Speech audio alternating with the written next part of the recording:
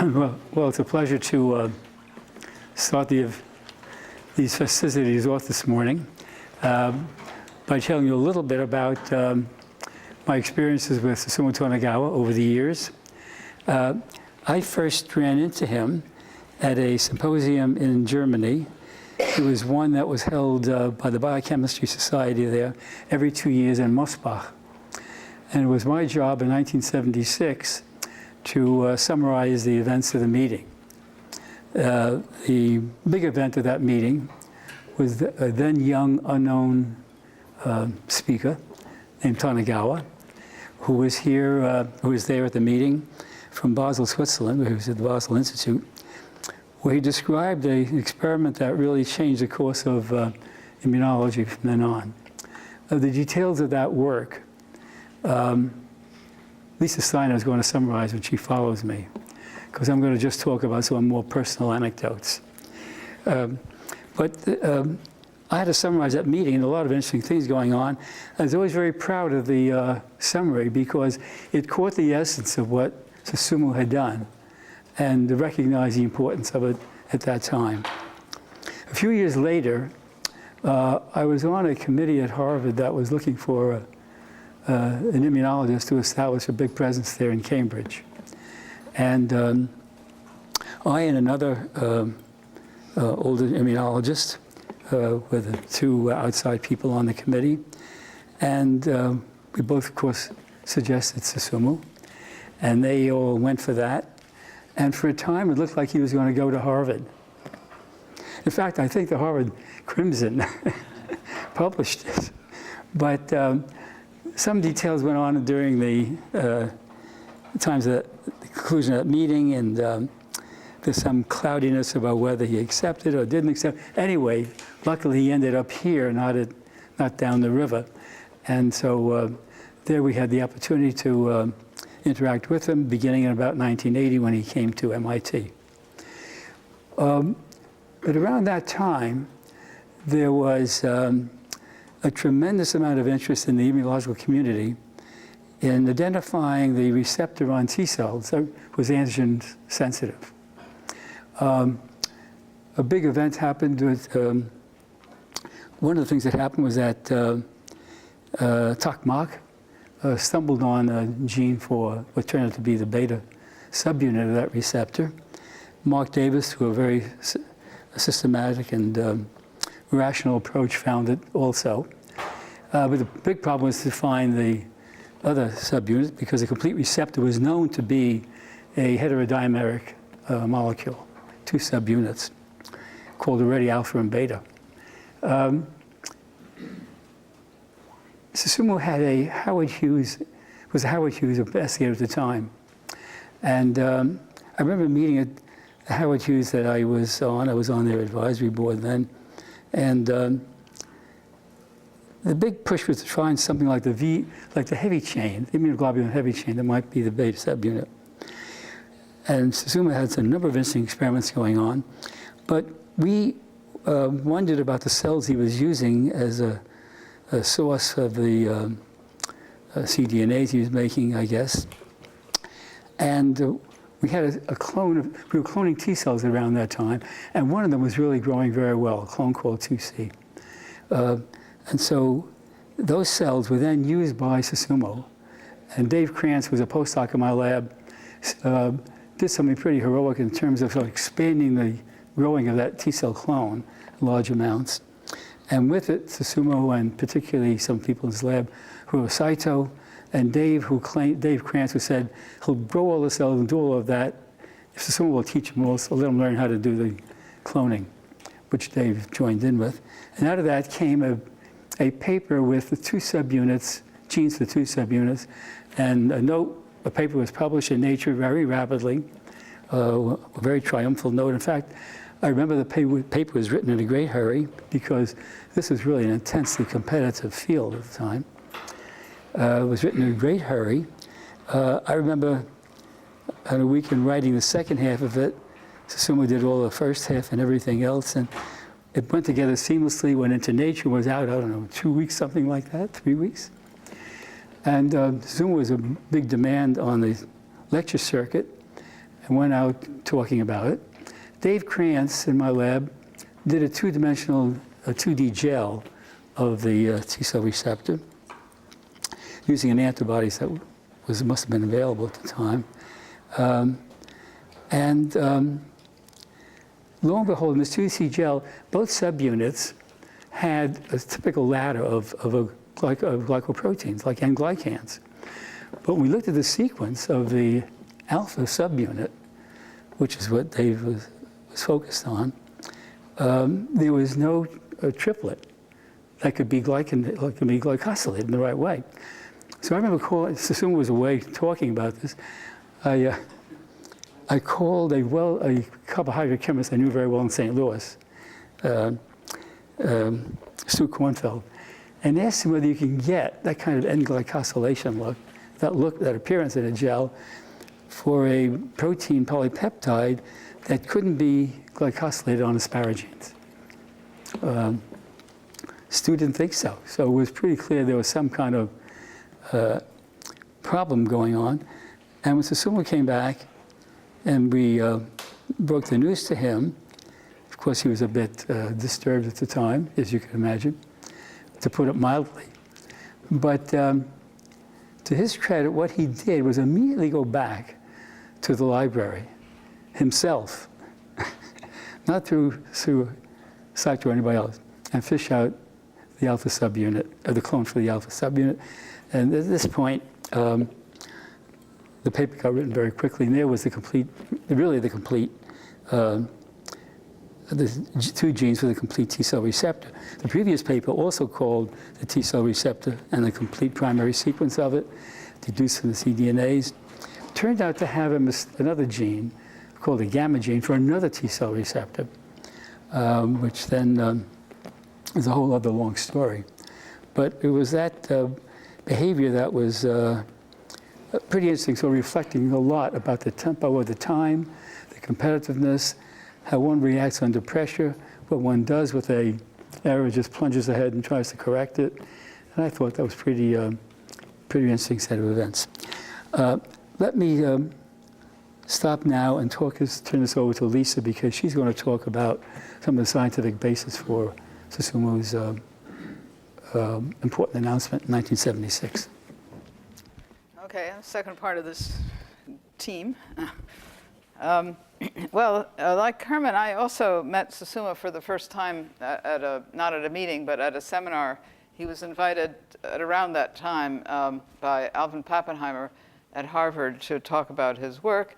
And I heard about the seminar, and I guess I'd heard about this exciting work, and I rushed over to Harvard and heard the seminar, and it was extremely exciting. And I remember we went, Pappenheimer, Pap, and I and Susumu went over to have a drink at the faculty club post-seminar. And it was a great occasion for me because I was really so excited. Why was I so excited? So I'm going to spend just a few minutes explaining that.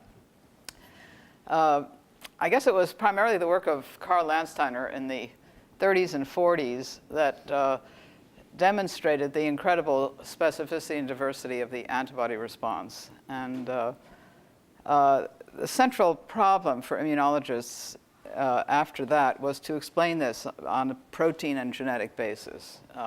This was very difficult for many reasons, but one of them on the protein level was that antibody responses were always heterogeneous. So you couldn't actually get your hands on a homogeneous protein to study. This was before monoclonal antibodies came on the scene. Rodney Porter in the 50s showed that you could break up the immunoglobulin or antibody molecule into two pieces, one of which, FAB, bound to the antigen, the other, FC, crystallized, which is why it was called FC. Now that's very peculiar because here you have a heterogeneous antibody. It was a rabbit antibody, and it certainly won't crystallize. It's a mixture of molecules. You whack out a piece of it, and that crystallizes. That was very astonishing. So that was kind of the first indication that the antibodies might be composed of two parts, one part that varied and bound antigen, and one part that was constant. Next major step was Porter and Edelman Porter described the 4-chain model, there were 2 heavy chains and 2 light chains in the antibody molecule. And it was soon shown that indeed each chain had a part that varied, the variable region, and a part that was constant, the C region. Now, these were the first hints that there might be something peculiar about the genetics of the antibody molecule, because how could you have a protein polypeptide chain, one part of which varies all over the place and the other part is absolutely constant? There was no idea of a gene that would do this. And so immunologists, and I think nobody else paid much attention to them, soon began to say that there must be 2 genes specifying the antibody molecule. The V and the C regions are under separate genetic control. But how this might work was anybody's guess, really. One had no idea.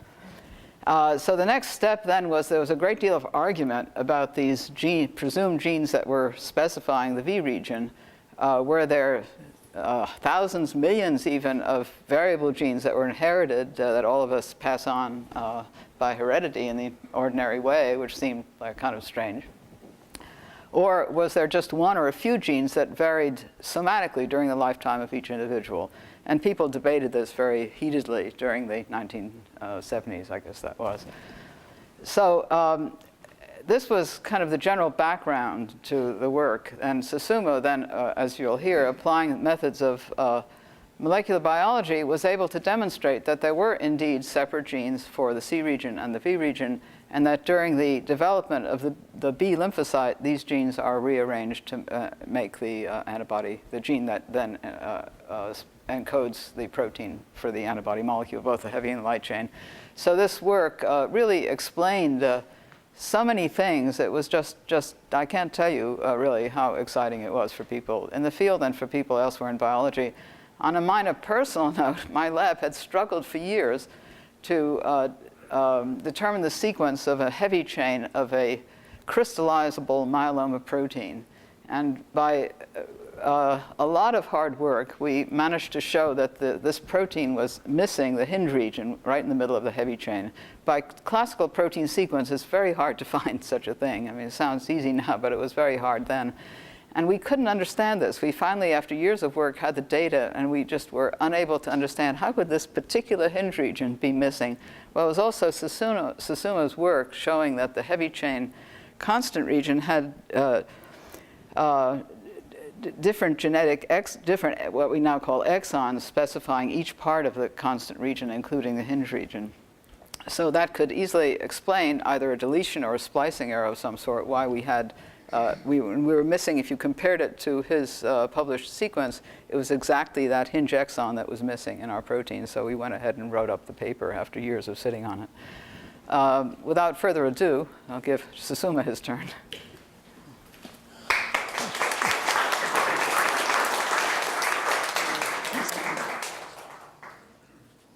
Okay, so I find this program is great. Okay, I mean, we'll see how it goes, but I mean, it's a joke, but I think the part biology is really getting humanized and culturalized, and this is the part of that direction, and I'm very pleased to be here. So I don't exactly know what I'm supposed to do because I have never had the chance to attend the previous ones, Jellyfink and so on. So I'm guessing. So we have about 45 minutes, and my understanding is it'd be good if we save some time for question and answers because it's supposed to be conversations, right? So in any case, I gave you a little bit of a sort of a lead for conversations. First of all, many years before most of you are born, except Hermann Eisen, I was a student at University of Kyoto, Kyoto in Japan, and I was in chemistry major. But toward the end of the 4-year schooling, I wasn't sure whether I want to stay in the field of chemistry. And of course, chemistry turned out to be it's still very exciting field, but I did not know enough of it. And I was looking for something new to do for graduate school. And someone told me that this is 1962, so many, many years ago. Someone told me that the new biology emerging in America, primarily in the United States and partly in Europe. And that is called molecular biology, okay? And I had no idea what that is, but he introduced me to a couple of papers he recommended me to read. And those papers were by Jacob and Monod from Pasteur Institute. And I hope biology student knows these names. And so I read those papers in a journal called Journal of Molecular Biology, which was a Cell of today at that time. Okay? And the long paper, it's operon theory. And I was so impressed by this, and I immediately, instantaneously decided I'm going to be trained as a molecular biologist. Okay? So, but in Japan, there was no molecular biology lab at all. Okay? So my professor was kind enough to arrange me to study abroad, and I ended up one of the most beautiful towns in the United States, which is La Jolla. So UCSD was just starting. There's only one more year above me in a graduate school at UCSD. I'm the second year in the history of UCSD. There was no undergraduate student at that time, so it started at the graduate school university. So I was trained as a molecular geneticist, molecular biology, molecular genetics. And at that time, unlike now, major thrust in molecular biology was not in eukaryotic systems, but in a prokaryotic system, bacteria and viruses which infect bacteria, phages. Okay? So I worked on phage lambda, transcriptional control with some genetic components into it at my PhD thesis. Thesis was okay, but not something I'm particularly proud of. But then in the late 1968, so I was going to go to postdoc.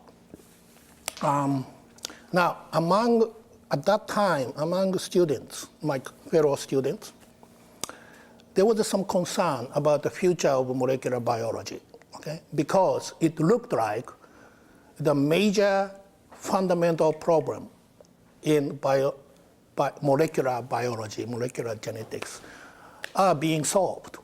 Okay? Genetic code, protein synthesis, messenger RNA, all of those things are discovered. And we were wondering, is there a future for us when we become independent after several years of postdoc training? So among us, my close surrounding, that we should go to a more complex system. Okay? So the animal cells or plants, something like that, to study a development, differentiation, cell growth control, and things like that. But at that time, there was no really good technology to do that in order to do rigorous research as it was done in prokaryotic system. Okay? So it was difficult decision to make as to where to go for the postdoc. And I heard of this institute called the Salk Institute, which is right across the street from North Torrey Pine Road from UCSD. And there was a lab, which is run by someone called Renato Dalbecco. Now, amazing thing is, among young people here, I don't know how many percent of you know who Dalbecco is. Those who know, please raise hands. You see, it's only older people. We don't use the Dalbecco medium anymore for tissue culture. We still use that. So people know by the medium named after him, but that's not his major contribution to to research science. And he is a virologist, actually. But he comes from this old school of molecular genetics, molecular biology, which is sort of started in Caltech and a few other places. Max Delbruck was a leader, and Beck was already there, the young faculty member. So he's the MD, he's a virologist, but he was already exposed to what used to be called molecular biology. So he had a very lab, and his main interest was tumor virology, to study role of viruses in tumorigenesis. So there, you use the tissue culture of animal cells, okay? And then you have a virus, and they were, at that time, focusing on small genome virus, simian 40 virus, polyoma virus, okay? So there are no more than 4 or 5 genes in there. You can purify DNA, viral genome, and then you can infect in a culture, and a condition where to go the lytic cycle, where the cell or host will die, or you can, on a different cell type of cell, you can transform them to make it out of control for growth. Okay? So it sounded to me, it is a sort of hybrid between the molecular genetics of prokaryotic system, which we are used to, and at the same time, you can learn something about the animal cell, the regulation in animal cells. So I chose to apply that place, and fortunately, Renato took me, and afterward, I found out several of the postdocs who joined the lab around the time I joined, they had exactly the same consideration. They worried about their future, and they wanted to learn, work on the eukaryotic system, but not the purely, animal system or plants or something like that. Okay? So that's how I was exposed to the eukaryotic system, eukaryotic system. And I also learned a lot in that lab, but although I was there only 20 months. And I tell you why I was there only 20 months in a minute, but the lab was fantastic. There were very good postdocs, senior postdocs, the big lab, like 30 people. And Renato doesn't, when you go there, Renato doesn't tell you what to do, okay? He will say, why don't you just talk people and try to find something interest you. And then he said he'd happy to discuss it if I bring some project ideas, but he wouldn't tell you what to do. And I learned a lot from these postdoctoral people, very good people like Joe Sandbrook, Heiner Westphal, and those people who later became a very good senior scientists. Anyway, so I learned something there, but it was relatively short, as I said, like less than 20 months. And the reason why it was less than 20 months is because I came to UCSD with a visa called J1 visa, exchange visitor visa. And nowadays, there is some way to get around a little bit, but at that time, it was very strict. So after 18 months after you finish PhD, which is called, this period is called practical training, you have to leave the country, okay? You don't have to go back to your native country, but you have to go out of the United States for at least 2 years, to come back. So I had to leave the US. I was very happy with what was going on in Renato's lab, but I had to leave. So Renato was concerned, very nice to me, and he talked to some people in Canada, because Canada is close to the US, and then if I stay, at the shelter there for a few years, I may be able to come back. No, you may laugh at this, but there are a lot of people did that at that time, okay? So, but my postdoc work was not so spectacular, so I could not expect to have, best faculty positions. But I ended up having offer assistant professorship in a small town about 2 or 3 hours east of Montreal, and the town is called Sherbrooke. Okay? It's a small town with a large hospital, and there was some research division there. So I got an offer. I wrote a grant, MRC grant, Canadian MRC grant, and I got it. And I was supposed to go in about three months. When I received a letter, short letter from Renato, who was traveling. He's Italian American, so he often goes to Europe. He was traveling in Europe, and I still have that letter. I could have brought a copy, but I didn't do it. It's written in a small stationery with a logo of a very famous hotel in Rome. It's called Hotel Hasra. Hotel Hasra is just above Spanish Steps. Okay, it's still there. So he wrote this handwritten letter to me, only 1.5 pages, small ones. And he said something like, I don't know what you decided about the place you have to go after you leave my lab. But if you have not completely decided, I want to suggest an alternative. That's what he said. And he said something like, he believes, this is 1968, okay? 1969. He said he believes time is ripe for young scientists with good molecular biology training to go into immunology. That's what he said. And if you are interested, he says, write to Dr. Director Niels K. Yane, 487 Grenderstrasse, CH 4058, Basel, Switzerland. Okay? And when I saw that email, the letter, I took it downstairs in the Salk Institute where Mel Kohn, you know Mel Kohn. Mel Kohn is supposed to be also immunologist, but also come from molecular biology. I went there and showed this letter to a postdoc whose name is Jim Watson, okay? But not the one you know, but another one.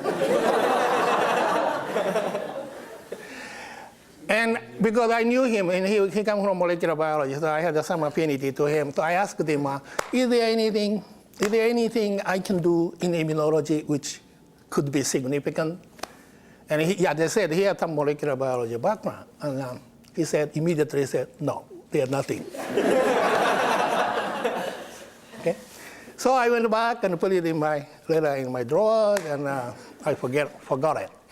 And then about a month later, and it was almost 2 months before I was supposed to be deported unless I voluntarily leave, Renato came back, and he came to tell me, he asked me whether I wrote a letter to Yane. So I explained to him that I did not, and I told him I don't know anything about immunology, and I don't even know where Basel is. I didn't know who Niels Yane is. So I didn't think this is a good idea, I told him. But now, I want to tell you something. It is very important. Renato, as I told you, doesn't tell you what to do, usually. And, they even do not recommend strongly to do anything. Okay? But this case, some way, and it struck me, because he said to me, Susumu, this is really interesting direction. You should really think about it, or something like that. So, then about 10 days later, I visited Montreal, which was end of December. And I was supposed to start in April, but I visited, and it was damn cold. So I came back, and I just, my mind flipped. I said, okay, I'm gonna I'm going to trust Renato, and I'm going to go to Basel. Okay? So actually in February, I left and went to Basel. And my intention was, again, just stay there for 2 years and continue to work on. I was making some polyoma virus mutant, temperature-sensitive mutants, which would be defective in transformation, cellular transformation. So I wanted to continue that research. Fortunately, Yane allowed me to do that, although when he saw me, a week after I arrived, he asked me whether this had anything to do with immunology. So I said, no, I can't think of any connection. And the second thing he asked me is, do I know the difference between T cell and the B cells? And I had never heard of that. So I said no. And, but he did not fire me, and he let me do. And in Basel Institute, actually they had this, what is called horizontal structure, which means if you have a PhD or a PhD equivalent, you're independent, okay? It doesn't matter whether you haven't had any postdoc period or not. And you can collaborate with anybody, but you are given one technician and half of a room, half of a lab, and half of a office. And you can do whatever you want to. And you're supposed to do something relevant for immunology. But I was ignoring that. But in about 2 years, I suffered actually, because I didn't understand what they are talking about. There were a lot of seminars. Apparently, there were very good immunologists to assemble there, but there was no molecular biologist or biochemist or anything like that. It's pure immunology. At that time, dominant approach of immunology, what is called cellular immunology. Okay? So there are seminars, and I mean, I tried to go, but I didn't really understand. And so, but gradually, my thinking sort of changed. I thought, if I'm going to stay here, surrounded by apparently very good immunologists, I should learn something in immunology, and I should try to do some research which interests them. Okay? Otherwise, I don't have opportunity to talk with them, science. So I fished around, and I ran into this problem of genetic origin of antibody diversity. When I was exposed to this problem, I actually, honestly speaking, I didn't understand why they don't study antibody genes rather than antibody molecules themselves. Because the only thing people were doing at that time, as Lisa said, but a lot of other people like Lee Hood and other people, Melcon, they were sequencing myeloma proteins, which is the monoclonal immunoglobulin proteins. And they are hoping that if you sequence enough of them from that pattern, you may be able to answer the genetic origin of antibody diversity. And I thought this is crazy. I mean, how can you do that when you have to look at the gene and compare the genes with the proteins? And just on one side, it's not going to solve the problem. And fortunately, when I was in Basel, Renato's lab, I already knew about the restriction enzyme, and also almost gene cloning is almost coming. That was the great thing about Renato's lab. Renato's lab in tumor biology was the mecca in the tumor biology field. So a lot of people actually sent preprints to Renato's lab to, I guess, to get some opinions or something like that. So I already knew this, I think 1968, first paper with Smith and what's the other guy? I forgot. Restriction enzyme applied to Dan Nathan, Smith and Dyson. So I thought, when I heard that, I immediately thought the idea that I executed later, that if you cut up genomic genes, antibody-producing gene versus non-antibody-producing genes, if there is any DNA rearrangement, if we cut them up, and if we have a probe, by the way, hybridization probe, run the gel and the probe pattern, basically southern blot, but southern blot didn't exist at that time, okay? So that was a technical issue of how to do southern blot equivalent, because it didn't exist. But theoretically, if you can do something like that, one should be able to tell whether gene is rearranging or not automatically. Okay? So I started getting myeloma cell line to grow them on the song, but at the same time, I was always thinking about how to spread out, restricted the genomic DNA. And we did something really non-elegant, okay? Because southern blot is, as you know, it's very elegant. But we run people who works on the serum, they separate the proteins in the serum. They use electrophoresis, horizontal agar electrophoresis. And if we wanted the preparative things, they use very large one, like 50 centimeter long and maybe 40 centimeter wide or something like that. You have to run a long time because it's a very large gel. And I saw that in the cold room, the immunologists were using. So I thought, oh, maybe I can use this one, put the DNA, the restricted DNA, and develop it electrophoretically. And there were a lot of trial and errors, but it turned out you have to do it very slowly because otherwise, if you rush, agarose get constricted and distorted. It takes about 3.5 days to run. But, and then you cut it up.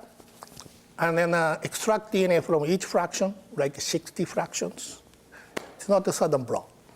And then do the hybridization with a probe, immunoglobulin gene probe, which itself, there was no cDNA then. So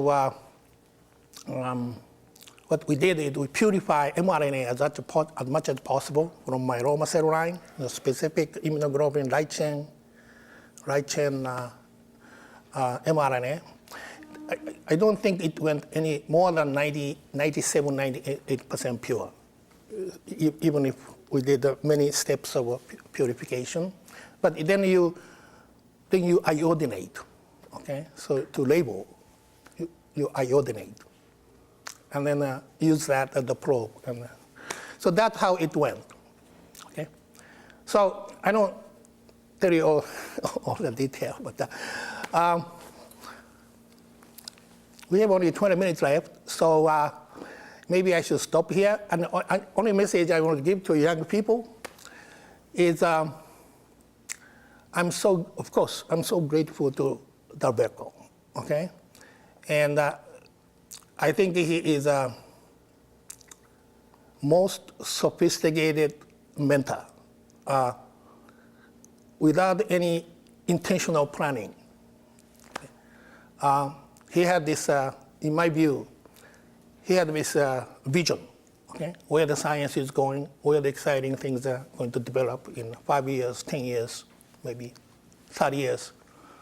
And he was not an immunologist, but somewhere he knew enough to suggest to, I guess, ambitious young student, postdoc, to try.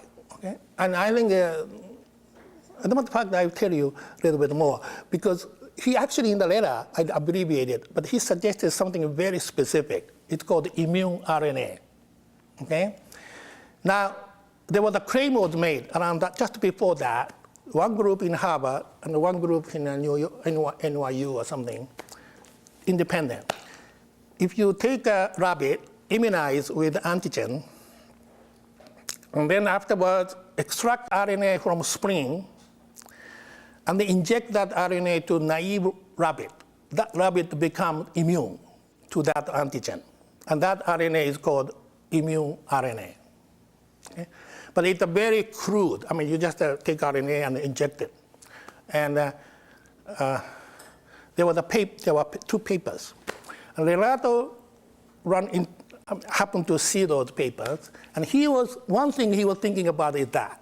He was thinking, well, maybe one should study this more carefully and try to characterize RNA and find out what's going on. And that probably, he mentioned that in this small letter as an example of what I might consider doing. It turned out those two papers are flawed. Okay? So it was wrong. And some of you may know who were the professor at Harvard. But in any case, it's already quite well known, young professor. And both of them are wrong, flawed, made up. So he was completely wrong when he suggested something very specific to me.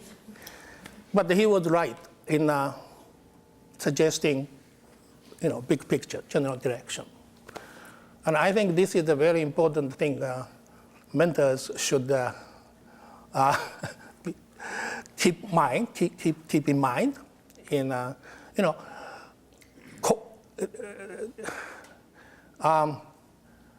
Mentor should not be just a coach. Mentor should be some vision-giving person. This is the way I feel. And so there are a lot of other things, but I'll stop here, and then I'll let you ask questions. So when your professor from Kyoto sent you to US, didn't he expect you to go back? Yeah. So when my visa is going to expire, I did write to him, of course, but I could not. He could not come up with an attractive position for me. So, you mean, do I have a moral obligation to go back? No.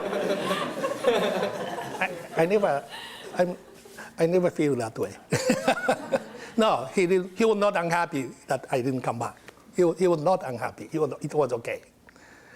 So, people. Well, another message I have with the young people should go abroad. See the world and interact with the people, different people, and learn from them. I study memory, brain. Brain is so easily shaped by environment.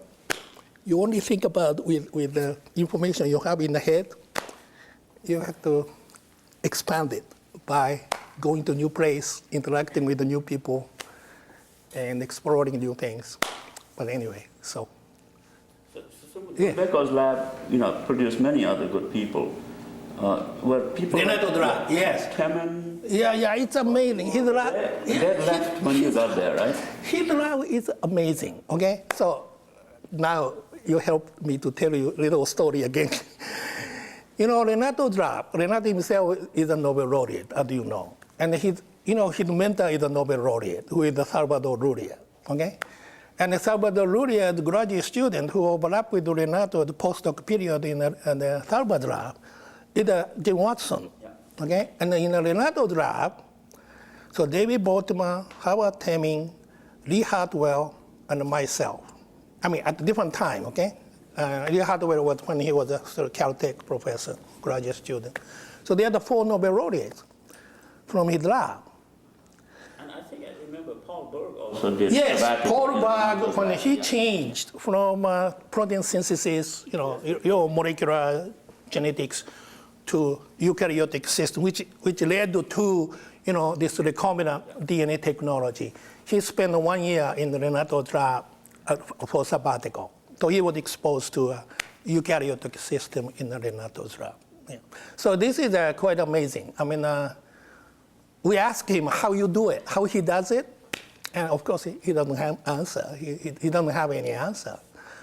That it just happened, he says. The only thing is he does his own research, his own experiment.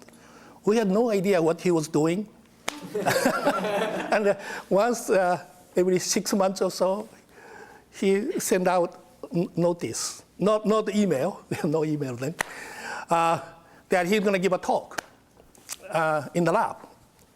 So, and he gives a talk, and we don't understand what he's talking about.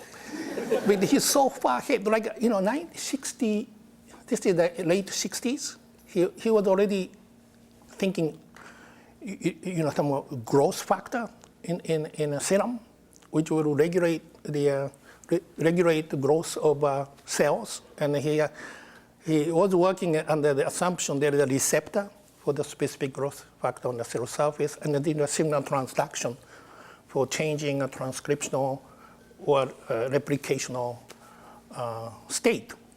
And he was thinking about that. But this is very ahead for everybody else. So we thought, this is, I don't know, this is doesn't look like a hard science. But later we realized that he was just very ahead in everybody else, I think. Can you describe the telephone call you got from Sweden? I mean, where you were? I was in bed. It's early morning, so Boston time is a very early morning. So I was sleeping. But also, call was not from Stockholm. Call was from Tokyo, because the reporter called earlier than Stockholm.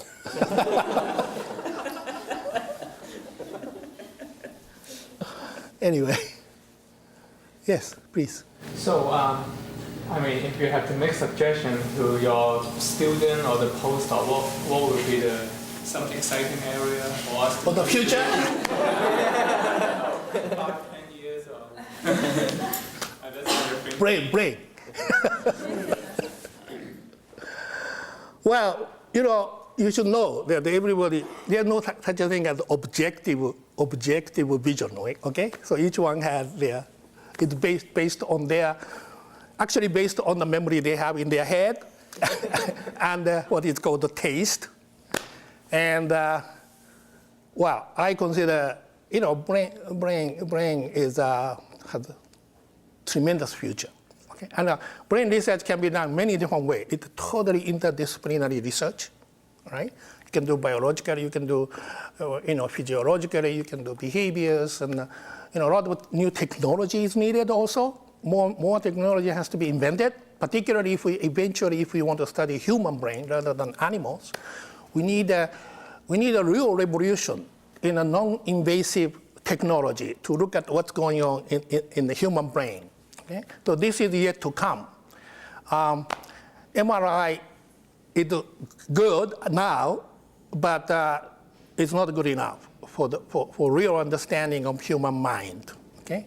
So engineering is definitely there, and I think that's all I can say. I mean, a lot of people say the same thing, but the more I get involved in brain research, the more I'm convinced. And important thing is you are very aware of that interdisciplinarity of brain research. So one should try to learn, trained, not in one level of analysis, but at least 2, maybe 3 levels, multiple levels, so that you can make a connection between processes, events happening in a different level of complexity, cellular cell interactions and physiology, behavior, and so on. But I also say that since this is the biology department, molecular biology will be powerful, continue to be powerful. There's no doubt about it. You know this, right? Molecular biology is applicable for any area of life science. So it's good to be trained as a good molecular biologist, by the way, when you are young. But then you want to think about exploring new problems. Can you say something about early influences in your life going into a scientific direction? I mean, did you have family members? Did you have a chemistry set? Did you tinker around in the basement, etc.? Well, that again, I'm confirming what I already said, okay? Human brain is easily shaped by environment, okay? So the doctors' children often become a doctor, lawyers' children often become a lawyer, scientists or engineers' children often become scientists or engineers, and so on. So I'm not an exception to that. So in my, bigger family and the, uncles, grandfather, they are mostly in science or engineering, including my father. And my brother, my elder brother, became a physicist and so on. So that's the only world I knew when I was younger, teenagers. And it was very natural for me to go into some kind of science. Why chemistry? That's a difficult question. I guess in high school, my grade in chemistry was good. So that's why I thought I may have some talent in there. but that's not, that was just transient. Can you say a few words about your transition to neurobiology and how you prepared for it? How? Transfer? Yeah. Transition? Transition to neurobiology. Transition. Okay, so that's another thing. That question is often asked. And,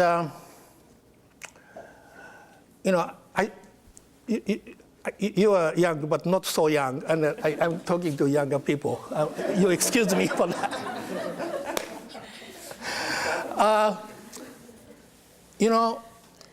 I think as a scientist, if you want to become a scientist, I think the most important thing is your, curiosity or your interest, scientific, interest. So as you do some research in some areas, of course, there are a lot of interesting things there, and you can never really finish it. The question is it really interesting for you?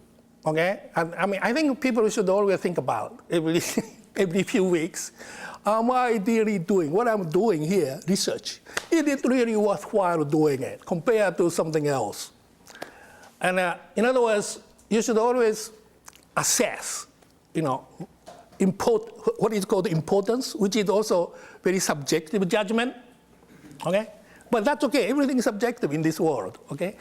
So you should assess whether you are really looking at seeking something really what is called important for you. Important. Okay? And so in immunology, I worked in so-called immunology. By the way, I never felt I became an immunologist, okay? I always felt I'm a molecular biologist. I just used the molecular biology to study immunological problems. So I did that for, 15 years or so, a little bit more. And, of course, there are still a lot of problems. But I started feeling I want to explore something new. I started to explore something new, okay? And there are more subtle thinking on this. And, in science, as you know, if we want to have a really impact to that field that you are working on, I think you need a few things. One is keen interest. And the second thing is some kind of approaches, expertise, or techniques, or something which you like and you think you are pretty good at, but other people are not using in order to study a certain problems in the field. Okay? So it's almost like what is called interdisciplinary approach. Otherwise, I think it's impossible to be able to contribute significantly to a field as a latecomer. You understand? Because there are thousands of, maybe tens of thousands of bright people who have been, thinking about the problems for many, many years. And then you, all of a sudden, you go in there, and if you use the same approach as they are using, or the same thoughts, applying the same thoughts, I think the chance is very small that you can contribute. So you have to run into something that nobody has done. So when I went to Immunology Institute, nobody was doing the molecular biology of nucleic acids. Nobody in the world interested in immunological problem was doing that. And I happened to be trained in that field in other areas. And all I did is combine the problem with the approach I had. Okay? Fortunately, nobody else was doing. And I did have a competition later, by the way. Okay? Cesar Milstein, Phil Readers, they also came into that. But in any case, so the same thing in immunology. So I felt immunology is coming to the point where the people who have more medical training, medical as well as PhD training, will probably have a better, more fun to continue to study some of the remaining problems in the immunology, like a tolerance and so on, autoimmunity and things like that. And I don't have any medical training, and I didn't want to let how do I say? I didn't feel that I'm the one who should be studying all those things. So I wanted to have something new. So there is a push and a pull, okay? The push is what I just said. Pull is I was interested in the brain. I was interested in mind. And, but I didn't know for several years. I didn't know how to study. In other words, I didn't have this approach, which is unique, almost unique to me or to my lab. But fortunately, toward the end of immunological research, we are using this transgenic gene knockout system to study immune system as a system. And then one day, Arsenio Silva, who is now professor at UCLA, came as a postdoc. When I was talking with him, we realized nobody has applied the transgenic or knockout mouse technology to study the mechanism underlying mouse behavior. Okay? Now, the Drosophila people are already doing that. Benza started several years before that. But no, it was now possible also to do with mouse. But nobody was doing that. Never had anybody is starting doing that. So I thought this may be, that was a break with which I went in. We went in. It took about 7 years to phase out immunology and go up neuroscience. But it was a great change because my students and postdocs, many of them also switched. And we learned together. And some of them know better than me. And like MD, postdoc, they know the anatomy of the brain already. They tell me all these foreign names to me, and I learned from them, and not just anatomy, but many things. So it was okay. I had luck. I had Howard Hughes, so we had stable funding. But actually, Max Cohen, I was on Howard Hughes on immunology program. So when Max Cohen heard that I'm switching, he I don't know what he did. He wrote me or he called me and he expressed his displeasure for my changing it. Because, hey, Susumu, you are in the immunology program. I can tell you what he said. Huh? I can tell you what he said because... Oh, what did he say? Yeah, because I was director of the cancer center Yes. at the time when you were making the switch. Right. And you wanted a room to do electrophysiology. Uh-huh. And if you remember, I gave you one. Uh-huh. And Max called me up and said, we're not paying for that room. We hired him to be an immunologist. Yes. And we don't want him wasting his time. Right, right. And I said, well, I don't care whether you pay for it. he's got the rub and he's going to do neurobiology. Good. I didn't know. He came around later. Nice. Yeah, came around. He came around. As soon as the first paper was coming out, we immediately changed. They said, "Oh, it's great." So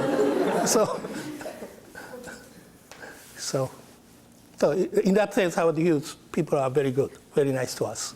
Yeah. Yes, please. What keeps you motivated? I mean, I can't hear you. what keeps you motivated What? to continue the work that you're doing? Is it just the interest in what you're doing, or I mean, just what keeps you motivated to keep going, to keep pushing forward in science? Because some people might have said that you have attained the peak of scientific achievement. So what keeps you going beyond that point?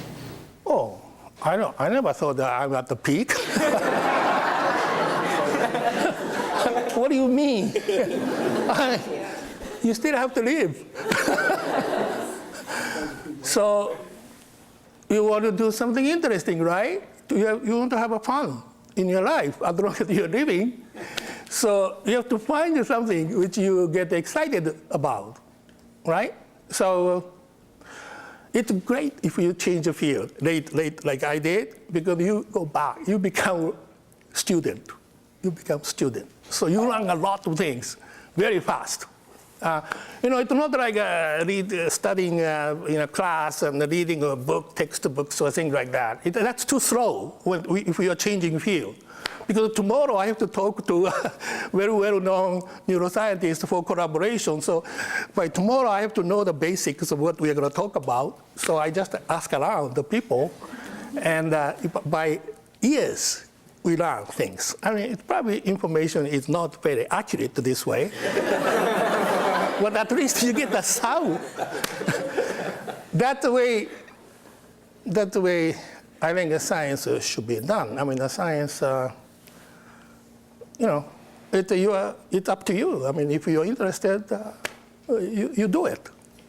There's no other choice. Otherwise,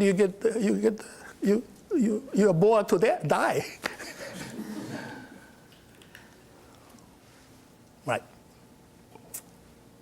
I hope it's useful. I'm not sure. It's okay. I will emphasize molecular biology is important, although future is in neuroscience. Yes. Yeah. I mean, how long do you think it's going to take to actually model the human brain with robots? Oh, how long it's going to take? I'm sure you can ask that question to somebody else, but you'll get a better answer. But it's tough, okay? I mean, you're talking about a robot who think like human beings. That I don't think it will happen very soon, okay? I mean, actually, it's quite dangerous to do that. Because if a robot doesn't like you, I mean, they could have much more power than you have, in a different order of magnitude of power, so they may attack you. And so we have to,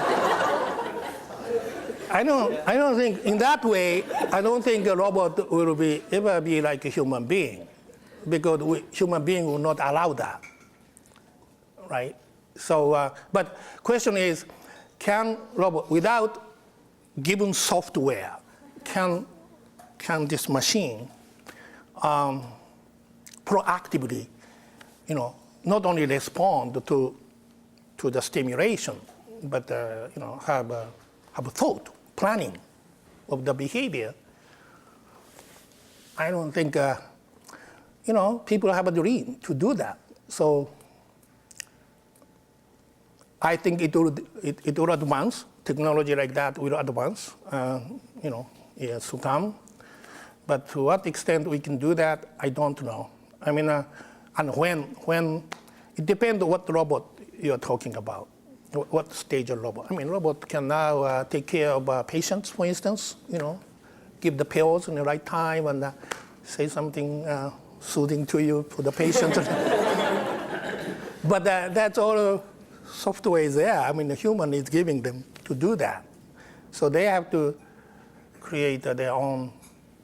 I mean, if you look at the human brain, the human brain hardware changes in response to environment. Okay, hardware cell network itself changes to adapt to the environment. We incorporate information from environment. It's a totally interactive machine with the environment. So please ask someone in artificial intelligence people at MIT. It's very interesting because people who are really hardcore, thinking machine people versus, people who are think about robotics, which is, but also at the same time neuroscientists. Their view is completely different. Okay, so I remember someone. I tell you one little thing and then I'll finish it. Okay. Terry Sejnowski is a very good, respected neuroscientist at the Salk Institute, who is had a very broad understanding, biology to robotics to computational and everything. I really respect him. So he was telling me the other day that some years ago, when a thinking machine at MIT, people were at the height of productivity. He was invited to give a seminar, and on the way to the lecture room, the host professor warned him that not to criticize their robotics or their supercomputers. So he thought about it, and then he said he started. Just about he was trying to start a lecture, little fly flew here. And he immediately thought, you just saw this fly flying here? This little guy can find out where the food is. He knows how to reach there. He knows how to even store it. He can even reproduce himself. Now, I just saw this huge supercomputer in the basement yesterday in here. They can't even move. They certainly cannot reproduce by themselves. Okay? So this was 10 years ago. But so that's the difference of little simple, relatively simple brain and a huge supercomputer.